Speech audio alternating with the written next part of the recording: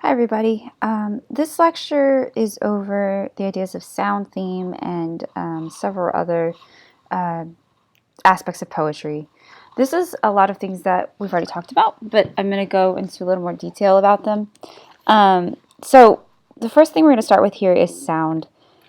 Sound essentially is broken down into rhythm, meter, and sort of how it comes across to the ear. Sound initially is made up of rhythms. And rhythm, of course, is the regular recurrence of sound. It can be created through the word choice and the word order that the author uses. We've already talked about this, and the poetic structure. So, open poetry is something that often, something that often kind of dispenses with these traditional verse patterns. So open poetry, for example, is this poem by E. E. Cummings where it says, "The moon is hiding in her hair the lily of heaven," and it goes on. And sound is, a rhythm can be created through these different structures. So rhythm exists to create this regular or irregular cadence of speech within a poem.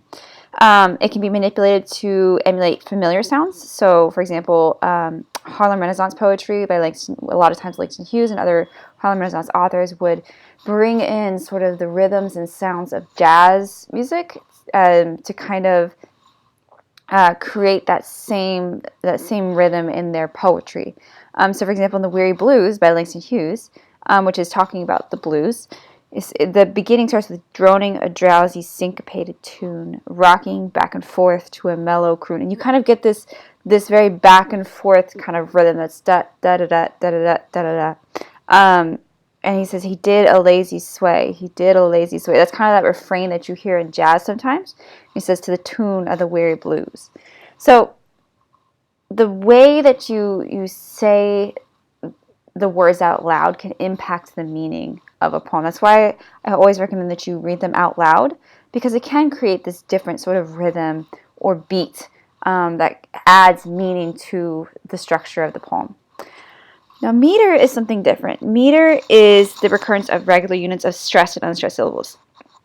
So this is the idea of like an iamb, or for when you hear the words iambic pentameter, an iamb would be how the syllables are stressed and then unstressed, or unstressed and then stressed. So the emphasis on certain syllables can influence the rhythm. It's not the same as the rhythm, but it can influence it. So, for example, in Elizabeth Barrett Browning's "How Do I Love Thee," it says, "How do I love thee? Let me count the ways."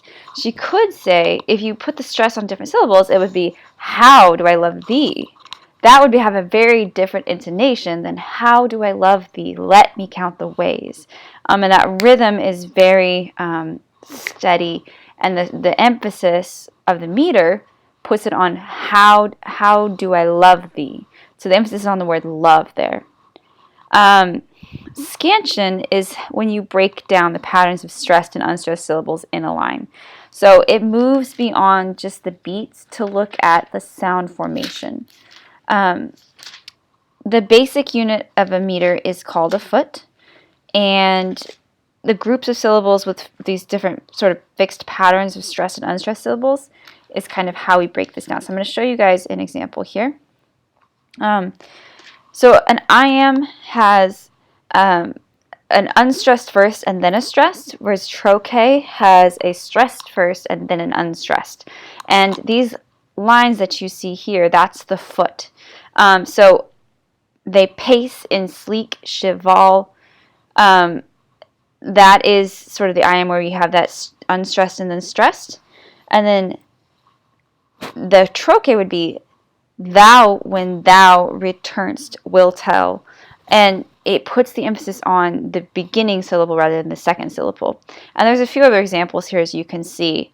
Now, when we break this down, when we say iambic pentameter, we're looking at how many this is the iamb, this is sort of the meter, and the foot is how many feet are in the meter. So if there's 5 feet in a line, that's a penta, 5 meter, pentameter.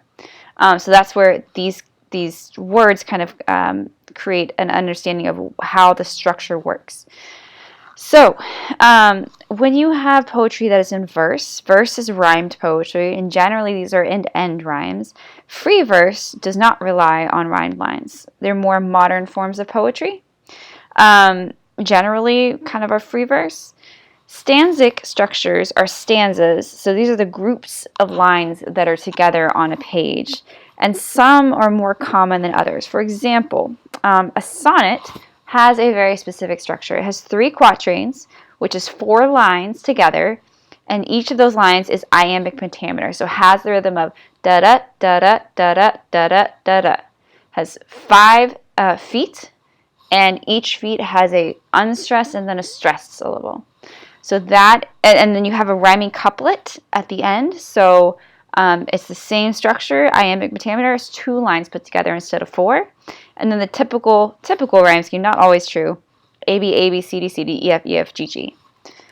So that hopefully gives you guys an understanding of how verse and stanzic structures and meter and rhythm all kind of fit together.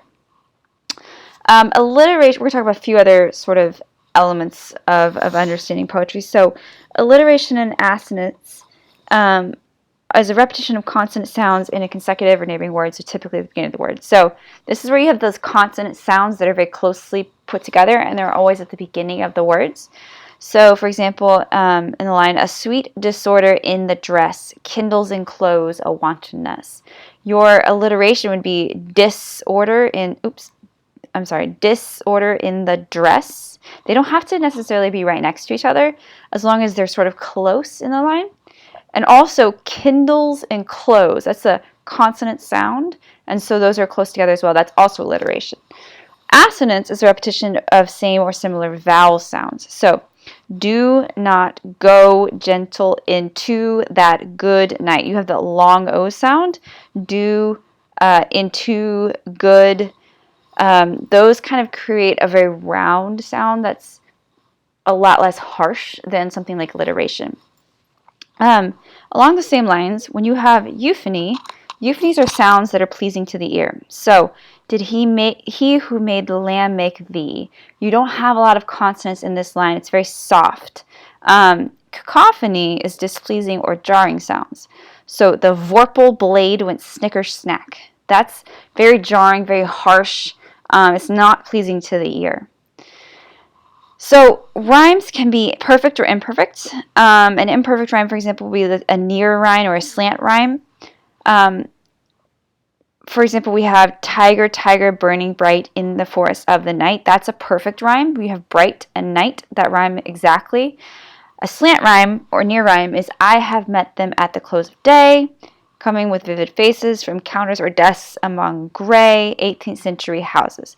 Day and gray are perfect rhymes. Faces and houses are similar. They're slant rhymes. An end rhyme occurs at the end of a line, of course, like bright and night. Internal rhyme occurs within the line. And then a beginning rhyme occurs at the beginning of the line. So a lot like in literature, you can find many of the same elements in poetry. Symbols, of course, are an idea, object, or a person that represent something other than what it physically is. Symbols can be open to interpretation. They can have multiple meanings. They can be conventional, universal, or archetypal. So a conventional one is something that is unique to a certain culture or people. A universal symbol is something that is recognized across cultures. And an archetype is something that is common or widely represented within symbols. Allegory also exists in poetry. Allegorical figures, if you recall, are both literal and figurative representations. And they are different than symbols in that they typically have one meaning. So, example, in the Divine Comedy from Dante, the allegorical figures are within the 3 levels of the journey, heaven, hell, and purgatory. An allusion is a reference to a person, place, or event. So you have biblical allusions, you have references to great wars, you have references to great figures like Napoleon.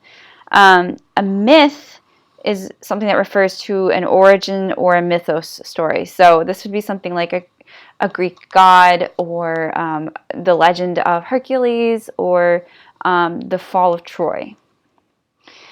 Themes in poetry can be simple or complex. Themes, like in literature, are the central message or idea put forth by the author through the poem. So generally, this is a lesson, a moral, or a concept. So the idea of carpe diem is a theme. Seize the day. The theme of good wins out over evil every time. That's a theme. The themes are really endless. Themes can be influenced by personal experiences, historical eras and events, or philosophical or artistic movements as well. And types of themes are very interesting. So these are not all of them by any means. These are just some high-level themes that you might find in poetry. Confessionals are types of poems in which the speaker recounts interactions with sort of their family or their past. So Daddy by Sylvia Plath is a confessional where she's talking about her relationship with her father growing up, who he's now dead. Natural themes are typically called the pastoral in poetry.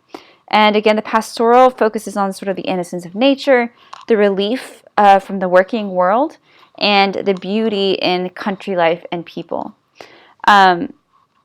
Love, of course, is a very common theme. Romantic poetry, the Renaissance, they all focus on these themes of love. You'll find them over and over and over again.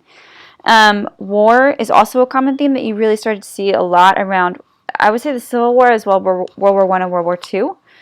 You get a lot of modern and postmodern poetry centered around these ideas of war and post-war trauma.